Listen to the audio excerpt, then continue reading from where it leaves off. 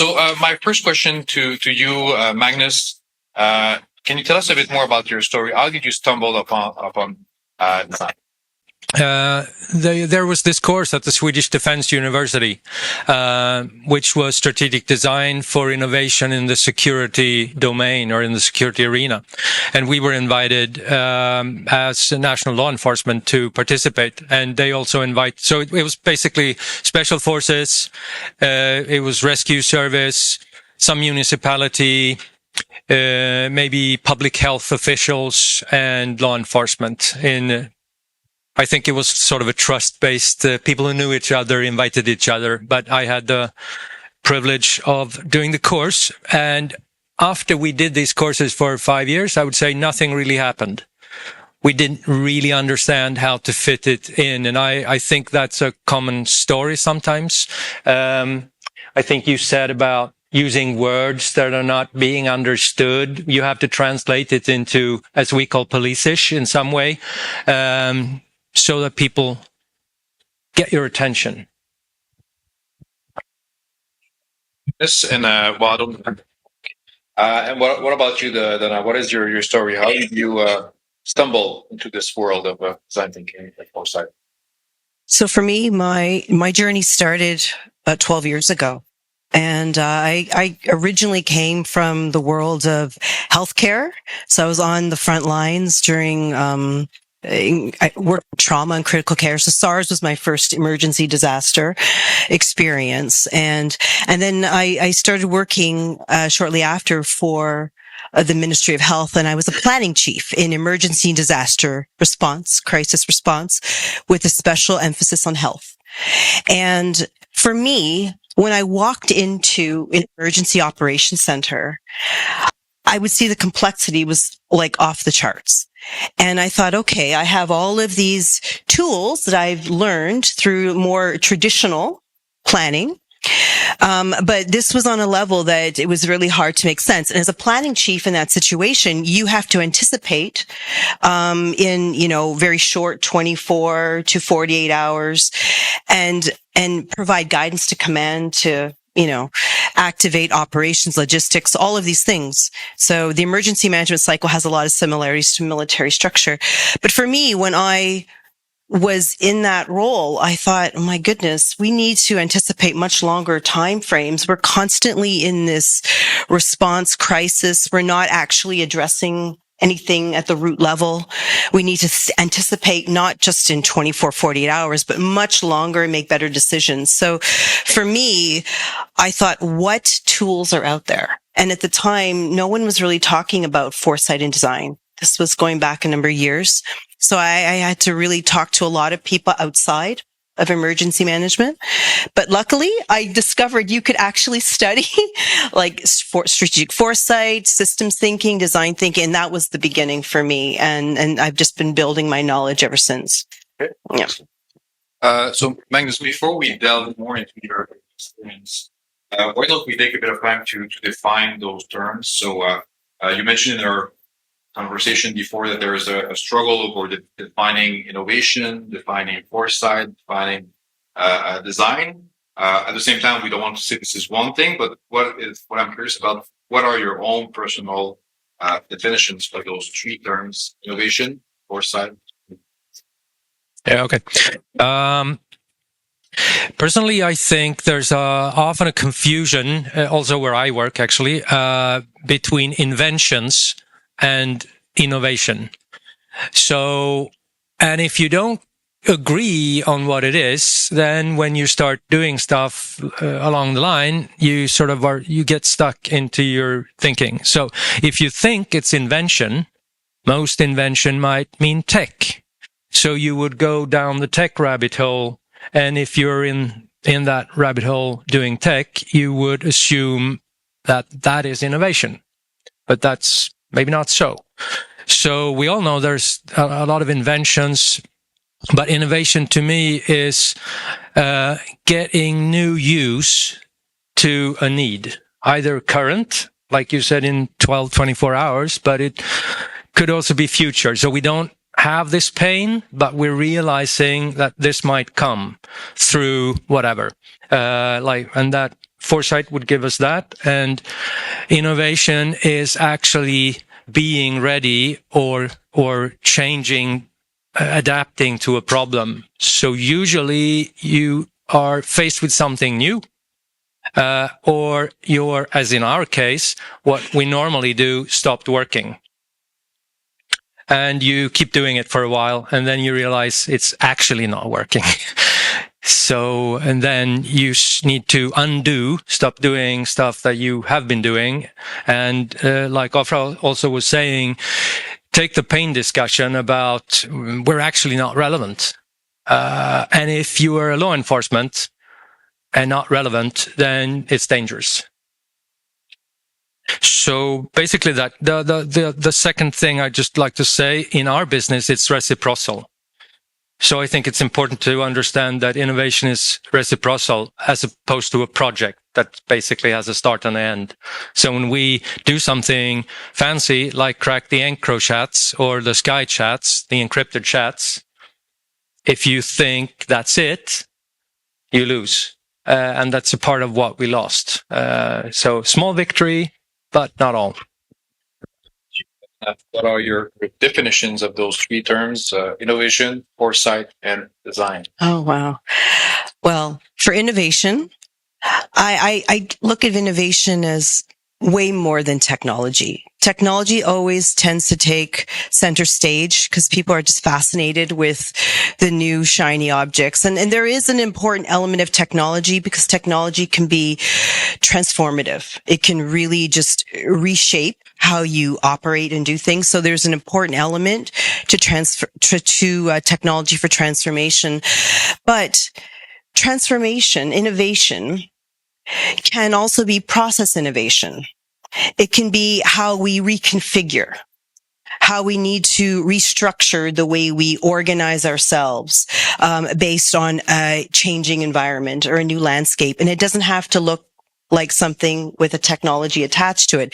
It can be more how we reorganize our resources, or innovation could be how we communicate and how we put out messages, narratives there that can be an innovative way of engaging a public. So for me, there is a lot of different variations of innovation. So I would say if you're interested in an innovation project, the first thing is understand what you're looking to learn and achieve.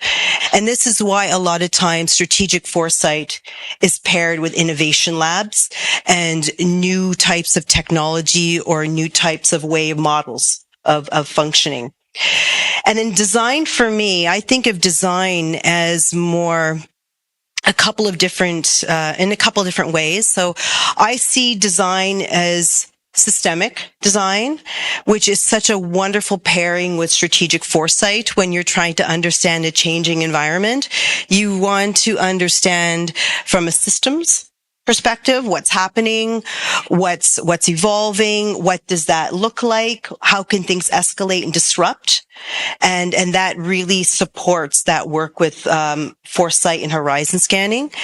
And then design thinking, if we're looking at more of a product, can be an output of some of that initial thinking around that you get from systemic thinking, foresight. All of those ideas might turn into new interests and prototypes that now you have to work through a design process to say, how do we put this into action?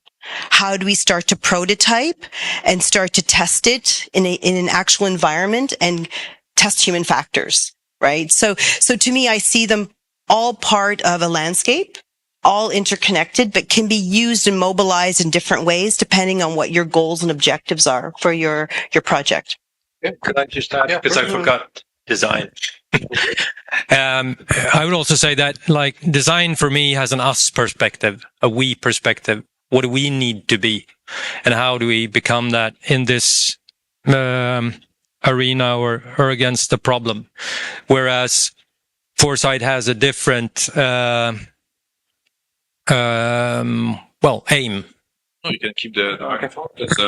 We'll follow directly to your experience, actually, mobilizing this for the case of the shootings. Okay. This is the one where. Yes, that's absolutely it. And this will take a little bit of time, just so I'll show a couple of pictures just to frame it. But just to give you the story, for a decade, we had rocketing number of lethal gang killings and explosions. And with explosions, I mean actual IEDs. So it's not like bangers that, for instance, the Netherlands have been having problem with. It's real explosions, to some extent having houses crumbling with lethal effects, and quite a not normal state of the urban environment with exploding houses.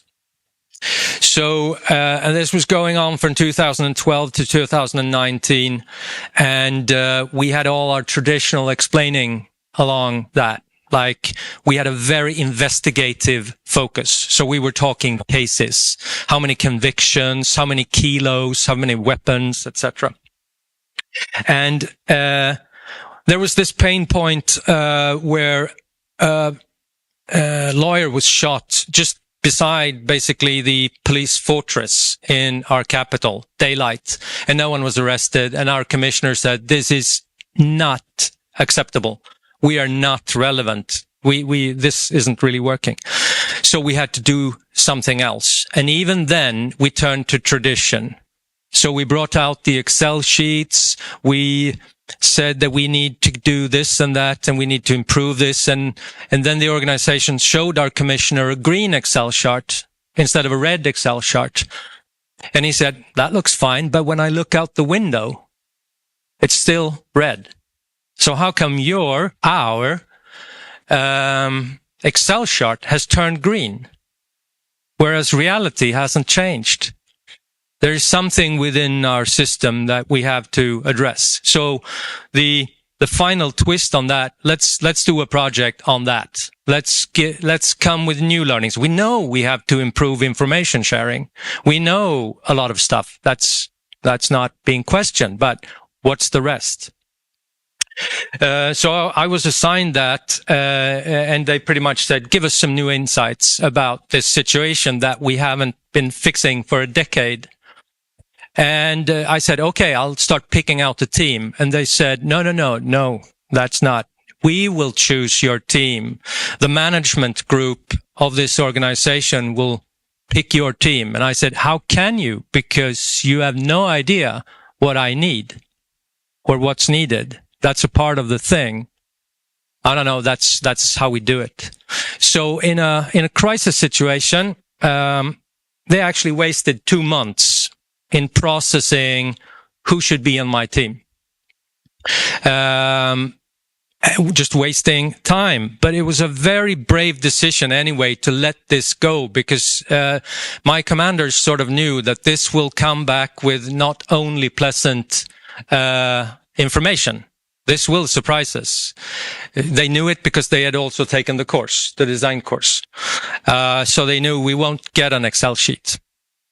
So basically we started from there and started mapping some things. And I would just like to start with this. This is what they got. So we started to explain to them that we think we need to be the DJs of security and safety. Now, let's skip the idea of police organization, because that was what we were focusing on. Who's at what level? Who's in which region? We had our own maps telling which region was which, but nobody really cared about police regions except us. They cared about explosions and shootings, but we were focusing on different things. And I think, as you mentioned, we had incentives going in those directions, rewarding stuff. And we have Chatham rules, but someone over there said we had learning problems. And yes, we had deep learning problems, because we were learning what we liked to learn, not what we needed to learn. So, and they actually got a disco. Actually, we turned the presentation into a discotheque. So we started by putting some smoke out under a curtain in a fully lit room like this and saying, why is there no disco? Why aren't you dancing? And our commissioners were sitting there with all their gold and police uniforms and feeling quite awkward. Why is there smoke coming out of the curtain? Well, we need to understand that this is what we need to be. A bad DJ isn't getting the audience attention. It's not about the tech. You can buy anything there. But if the audience picks up their cell phones and start checking their emails, we're out of tune. So we can't focus on ranks. What's success? Someone mentioned success, and I think Afra did. What's a successive DJ? Is there a DJ that has only successes? No, they have to tune into reality right there and then. So we sort of created this environment, basically, that became a discotheque, and we enhanced it with giving them some gangster chains on their uniforms, so everyone had to wear a gangster chain, which they were not used to. And we also gave them these song books, which is traditional Swedish thing. We eat crayfish once a year. It's a special seafood, and we drink a lot, and we sing songs. So that's very traditional. Everyone knows that. But on the backside, it was like the gangster version of this songbook. So they had, wearing those chains, or whatever you call it, they had to sing a full gangster rap, realizing that they were making decisions about gangsters and organized crime without understanding the propaganda that the gangsters and organized crime are using on YouTube, on social media, that they weren't using because they were just off tune. They were doing 70s investigations, 1970s thinking or I wouldn't say they, we all, me included. So we started being a bit disruptive with them, basically, yes, critical, but also explaining our conventional drag. Why are we failing in understanding this? It should be our core business, but why are we failing? So we realized there are all these assumptions that we are carrying. And in my team, there was this assumption, it's only big cities like Stockholm. Now we have killings in the north, in the east. We are exporting it to Norway and to Finland, and it's not a popular export. But so we were out of tune of these assumptions. We thought we were the top predator as a weaponized police force. We could just decide on when to disrupt these people. Well, when we did decide, they weren't disrupted. We didn't crush. Our politicians used all those words: crushing, winning, victory, etc. And in our presentation, it was there is no victory. There's just a balance, and we were out of balance. So I would like to speak about the relevance gap, which is an important thing. Saying that we think we're quite far up in this one. We're quite irrelevant towards this problem. And we explained and realized that we often have a thinking about our relevance. And I think you mentioned it also, hallucination, strategic hallucination. And we ended up in the framing the word strategic arrogance, because in our Swedish way, we were excusing ourselves, saying we have been naive. We have been naive. We have been naive. And our politicians said it, and our commissioners said it for years. But we were saying, you can't be naive for years. Because if you're smart, you're not naive more than 2 or 3 times. After that, you're sort of arrogant. You are resisting the information that's out there. So this helped us a lot, actually. And I would say it helps any organization to think about how do we calibrate to that. So ending up, it was a quite strange thing for them to get, to be becoming the DJ of security, actually. But trust was essential. They trusted us to do it, and they accepted what they got, actually. And I would just touch on the trust issue, because this team that was assigned to me actually, after 4 weeks, one of the senior members from one of the region, having quite some rank, lifted his hand and said, I have to admit I have double assignments in this project. Okay, said we in the team. What do you mean? I have one assignment to join in and be loyal to you, and I have one assignment to make sure that we don't come up with anything that the organization is not ready for. And the rest of us was like, okay, that's a bite to have in your own team. And he said, if you can excuse me, I will go out of this room. I will call my commander and say that I only want one assignment.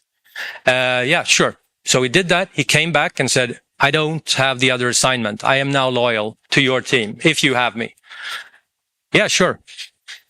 The interesting thing is that the week after, the commissioner who gave him that double assignment admitted this in his management team, the top national police team, said, I gave my guy double assignments, and I actually have no idea why I did it, but maybe it reflects on me and how we function as a strategic management group. So maybe we're not trusting each other. And maybe that's one of the problems that we haven't been looking at.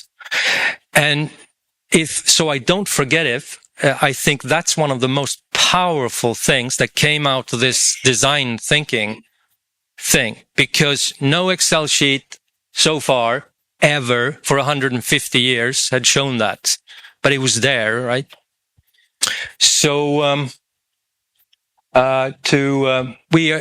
this was valuable. You all know it. The introducing the complexity word was also important, because we could place ourselves.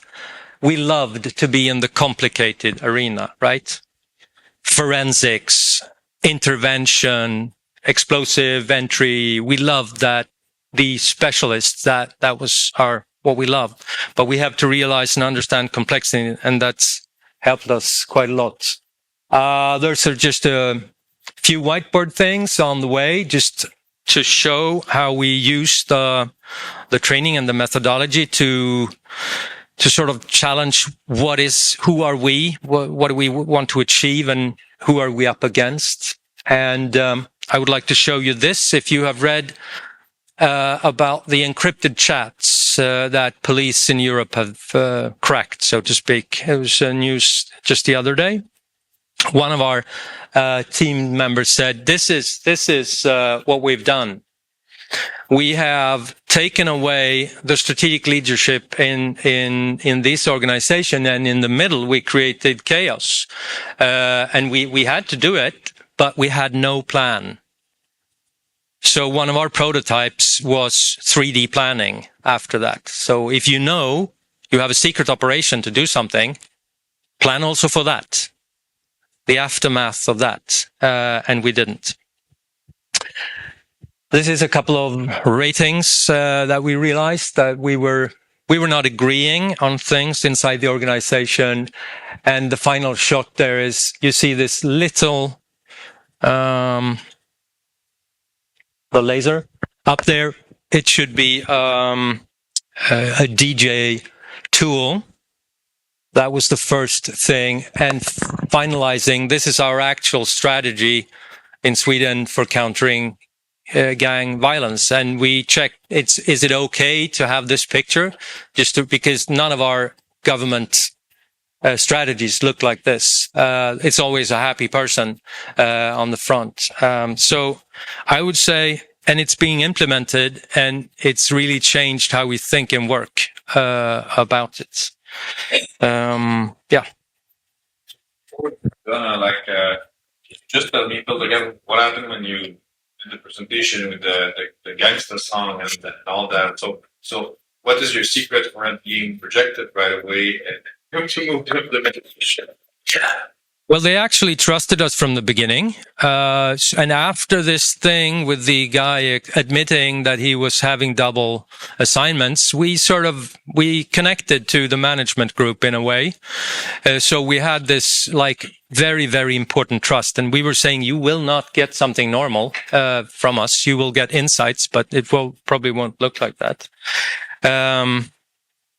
And they realized that the problem actually looked very different from what they had been talking about in the management team meetings, coming quite a lot about the hallucination, was said before here.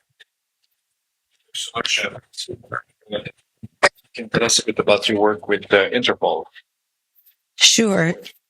Yes. So I'll give you a little bit of, I'll explain the relationship. So for me, I'm an independent contractor, and the value of that is I get to plug into a lot of great organizations like AOD to support security work. So the project that I was able to plug into was UK's National Crime Agency's The Future of Serious and Organized Crime, which was a global foresight project. Now, this project, my role was the head of research. I led the research, and I also was the principal, and I sequenced the implementation of all the methodologies for the output that the National Crime Agency needed for the foresight project in order to implement new strategy. So that's the context that this project, and this is a 6 to 9 month project, and it requires a good sized team to do a variety of different pieces of work. So because it's such a unique project with a global focus in serious and organized crime, we had to, for the research part phase, we had to engage with experts not just in the UK, but other experts outside the UK that are working in serious and organized crime, academics, and other identified experts by the NCA. And so we did a variety of pulling, reports. We did to understand some of those big picture trends that are a little bit more forecasting patterns, but to understand that landscape, that context. And we also interviewed a lot of people, and we were looking for people who had deep knowledge of these spaces of serious and organized crimes to understand what's emerging and what's new and what's changing. And this was the emergence piece of our research. And so we were able to take our research and put this into a series of strategic conversations, and it was a series of workshops. It was to prioritize some of these findings. It was to work with law enforcement agencies to build 5 scenarios to strategically challenge some of these insights that we were finding and get them to think differently. And then we actually went into a stress test of these scenarios. It's not a wargaming. So we talked about wargaming on the other panel. This is more like an exercise, but it's a future scenario that they have not experienced, and you put them in that environment, and then you say, okay, how will you operate in this environment? What will no longer work? And what new ideas do you need in order to be successful? And so this is where we start to really get into strategic thinking. So we do confront strategy and competitive advantage, and then innovation pulling out of there. And so that was a very interesting project because that process got a lot of attention from Interpol, because no one had really done that kind of global foresight piece. And this was a new foresight office for the NCA. So we were helping to build their baseline. And so what that led to was an opportunity to take some of our work and present it within the Interpol Strat Talk series that they have.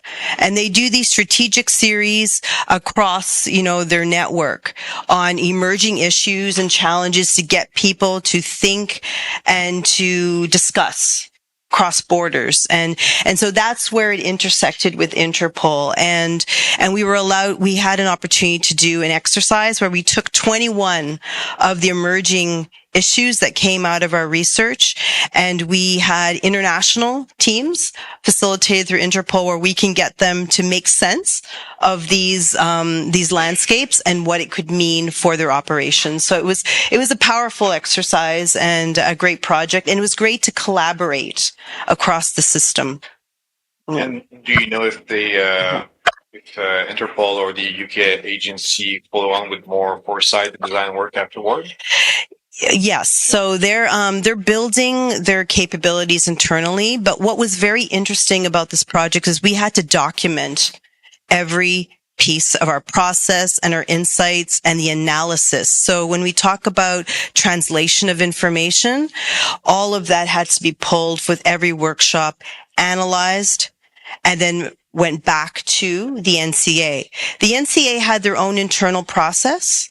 So they had a panel of experts and they went through that with a fine-tooth comb in order to validate those insights. And then whatever they wanted to mobilize went into to inform policy and strategy. Yeah. So it was a really great example because that doesn't always happen. Sometimes where you see the research going into strategic conversations, going into actual policy and strategy, which is really exciting to see that chain happen. Yeah. So do you see that overall you see design foresight emerging more in law enforcement, or is it more like little niche here and there that are starting to experiment with this? Well, oh, is there a question? Yeah. So would you say that do you see design and foresight emerging in general in law enforcement, or is it more like little exceptions there and there, little niche? I think it depends on the leadership and whether they're concerned with the changing environment, because foresight is all about change and what's happening. And if you want to understand the context, you need to tap into some of those methods and see how you can integrate it with some of your other more traditional methodologies. But I'm not just seeing it within law enforcement. I'm seeing there are other foresight offices that are opening up in more the civilian side of security. So there's health security. There's space security. I'm seeing agro-crime and agro-terrorism coming out of the World Organization for Animal Health, focusing on that has an intersection with Interpol and crime. There's a lot of different areas. So it's any organization that wants that big picture thinking and wants to get out of the tactical jungle and really get thinking what's happening and how are we going to position ourselves for the future. Donna, what would be the number one emerging challenge for law enforcement that we should design about? To design about? Well, I'll draw in from the research that we did on the future of serious and organized crime. So there were, like I said, 21 emerging issues, but one of the biggest insights that came through was that crime is international and borderless. And law enforcement is bound by regulations, legislation, a lot of process and structures. And there's a challenge with intelligence sharing across jurisdictions. And they found that was a big barrier to really addressing the issues with serious and organized crime, because crime is different. They're leveraging tools, technology, and they are operating in different models in different ways. So the future of crime is looking very different.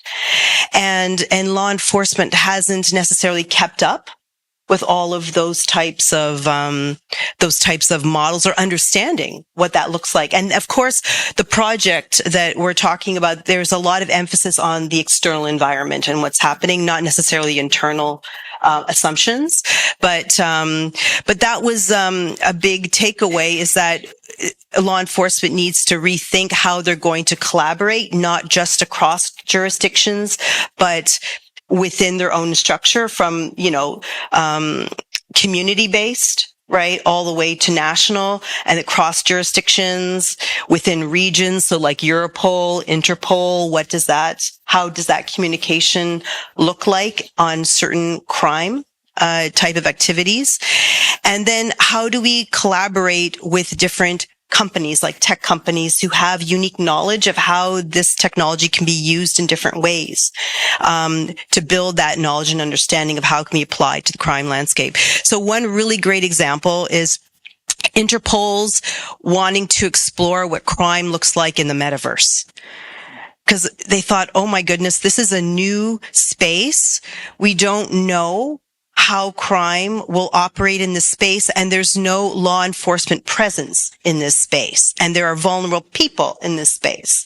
So they created a model to try to understand it. It's almost their internal exercise to build their own internal knowledge of where these vulnerabilities can be. So I think that's the big takeaway, is that, crime is evolving at a rapid pace. And so there needs to be different ways of collaborating and communicating on intelligence that we've done previously. Yeah. And I think to connect to that, because we, as I said before, we're quite conventional in our thinking, and used to think about investigations, case-based, individual-based, going to court.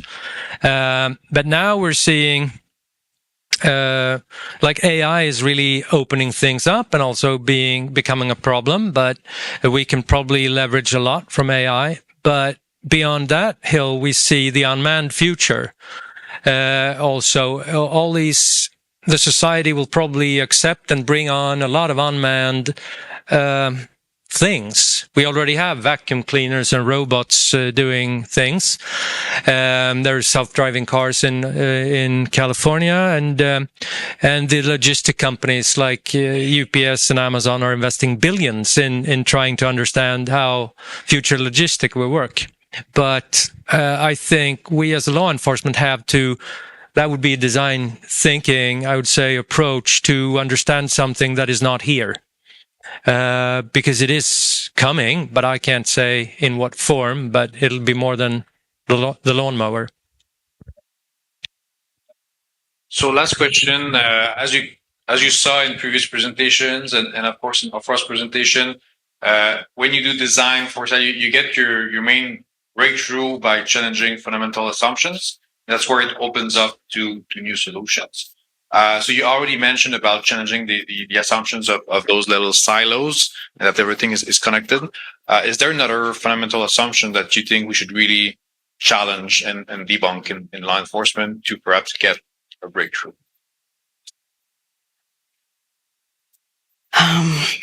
It's a tricky one. I guess I would answer this to say that we have to, in this type of environment, we called it VUCA, volatile, uncertain, complex, ambiguous, very hard to understand how things are evolving. We have to really challenge our thinking around whether we're kind of a know-it-all kind of organization or a learn-it organization, because you have to be continuously learning in this type of environment and be open to learning. And if you think you already know it and you've already have all the information, you might be setting yourself up for surprises, a lot of blind spots that can be very disruptive. Well, thanks so much. I'd like to take a last 10 minutes before we go for lunch for asking the audience if you have any questions to our two guests here. And just let me know, and I'm going to bring the microphone for you. Yeah.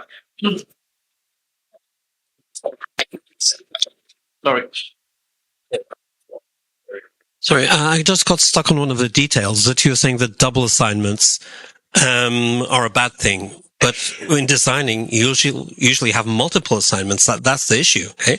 You have personal agendas, you have multiple bosses, etc. That's part of the design. Why are you so worried about eliminating it?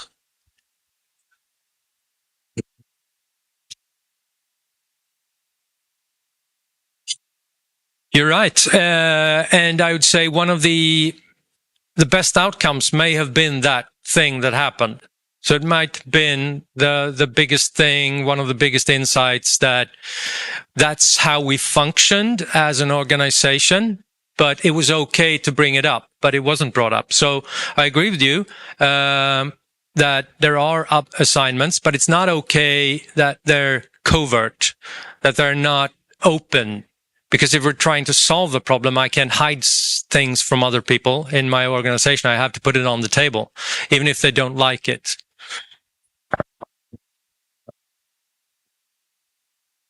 Anybody else? No.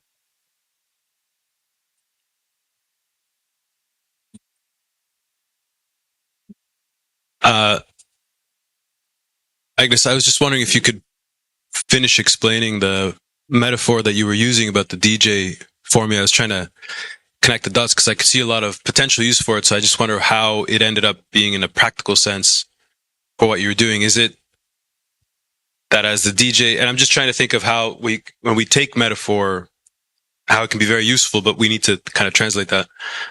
Is it that the better coordination amongst your group? Is it better understanding, I guess, the audience, the dance floor, the criminals, and therefore playing the right music for them to get them to do it? Is it better coordinating the inputs? Like, how did that play out practically for you in that metaphor?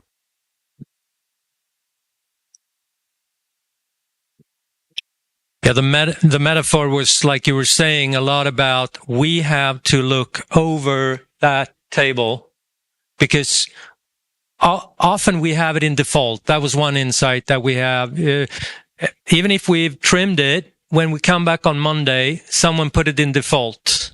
And there's also this idea of that there is a default law enforcement thing.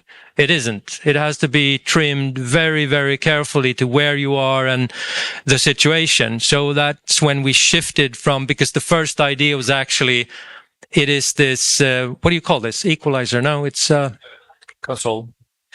yeah, anything. So, and then we realized, no, it's too technical. And that's exactly how we're thinking. We're thinking, I'm that one, I'm that thing over there. I'm head of that wheel or something. Instead of thinking it as DJ and watching the effects of what we're doing. And then sensing is what should we do? If I do a little bit more of that, is that working? I can't just play the analytical list that's top 10 of today because it might be wrong for that audience. So it's a lot about looking at the audience, looking at the effects of what we're doing and tuning to get it right.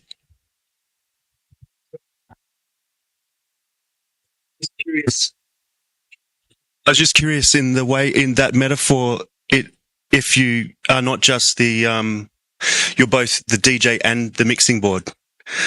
So you're adjusting yourself in relation to the audience or the society, the community. And I was curious then about the choice to take the opportunity when you have access to the leaders of criminal organizations to seize them versus taking that same approach perhaps and seeing that those parts of crime which are outside traditional crime that are in the metaverse, that are in relation to nation states now, because nation states are also moving into the metaverse, which is unknown, whether that same idea of not cooperation but relationship with crime is also happening in your thinking. And obviously this is not my area, so it's a strange question perhaps. You just explain that a bit more. Well, like the nation state, societies haven't existed in the metaverse either. So the assumption that they just move into the metaverse and perform the nature of being a country in the metaverse as they did in the real world, is an assumption. It's not given. So that I just wonder whether that space questions both the DJ and the mixer and society, that everything is kind of up for grabs and the relationship is a relationship. It's not an opposition. I know it's very theoretical. I'll give that one to Donna. So we're talking about relationships essentially, right? So I guess from a metaverse perspective, I can speak to that. Yeah, the relationships would change in a different environment. And I think that's part of the assumptions, is that you can't necessarily take your old structures and apply that because you don't understand how crime can operate in there. It's going to operate differently. So you need to think about, what does it even look like? What new forms of crime are emerging because of you have the enabling tool of technology? So there's a big learning curve there that was there for law enforcement to try to understand that, and they're still unpacking that. They're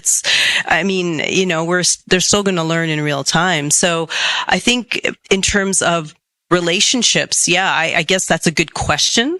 I would have to, I'd have to think a little bit more about that, to be honest, in terms of what that could look like. But I would imagine that the relationship, which is going to be really important, is the relationship law enforcement has with citizens and communities in the metaverse as well, because they will be in these spaces and they will not necessarily be thinking about risks to themselves and how they could be exploited. So I would like to see, building of trust between law enforcement and communities moving into the future, because I think we're going to need that with the amount of technology that's on the horizon. Yeah. Great. So thank you so much to our two panelists, so Magnus and Donna. My key takeaways from the conversation, and there will be more as it percolates into my mind. But from Magnus, from your story, it's really that the medium is the message, because we often tend when we come to present or pitch or design to wrap it up back into planning language and all that to make it go through. But usually we lose the impact that we want to create with the audience. So I really appreciate this story and how you push it to the very end, and now it created the impact and led to implementation to actually an actual, perhaps more standard document, but you managed to keep the DJ console over there. And with you, Donna, it's I think we should not assume that any organization or boss or commander will be close-minded from the get-go. I think that many organizations out there are looking for something different to better understand a very complex situation and to better anticipate. And I think that's what happened in the case of the UK agency and Interpol. And yes, it's fascinating at all of those new virtual spaces and all that. And to what extent us as a society we want law enforcement in this or not, and it creates, of course, a lot of ethical conversations. So yeah. Yep. Of course, we had to print a report, but we basically our 58 prototypes that we thought about was a deck of cards, and we made it. You were talking about wargaming before, non-wargaming. We made it like this because we thought that I don't think that we have all the ideas, but if we provide these cards to people like you to play with for a year, maybe you get the ideas. So to do something different than the standard report. Just explain what's example of what's in the card. Oh, they are quite different. I would like to use deterrent messaging. It's one of my favorites. So because we are very formal in the law enforcement, and this is a cell phone, and it becomes quite relevant in the recent days, but this is just text message, saying, I will have to read. The police authority reminds you that weapons offense give automatically 2 years of prison. Next message, you don't have to do as they say. Call this number. We will help you out of the shit from the police. And the police authority wishes you weekend full of surprises, and just aimed at different people in the networks. And we just talked about, this is not illegal. We're not even not allowed to do it. But why are we not sending messages? Because we do it to prevent drunken driving. But we don't do it to the networks. Why? Could we? All right. Thank you again, Magnus and Donna. Join me in a warm round of applause to our guests.